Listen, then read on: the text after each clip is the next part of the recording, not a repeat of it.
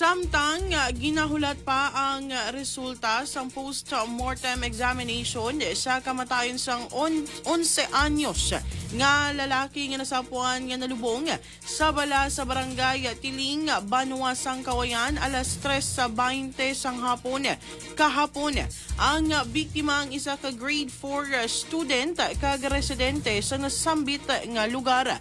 Sa interview kay Police Colonel Norberto Barniso, hepe sang Kawayan Municipal Police Station, nakitaan sa pakaisa sang biktima nga nagahampang pa ang 11 anyos nga lalaki sa kilid sang baybay kag ginsaway nga untaton na ang pagkutkot sa balas bangod tuman nagid kadalom.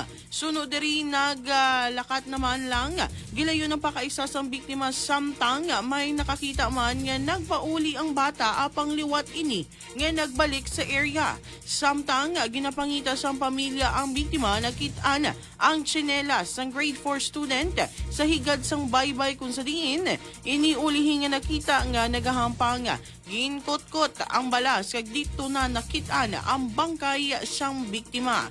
Pahayag ni Barniso, padayon pa ang investigasyon sa pagkapatay sang bata apang nagpanugyan ini sa mga ginikanan nga bantayan ang mga bata nga nagahampang sa kilid sang baybay ilabi na kung nagakutkot kag nagapalubong-lubong sa balas.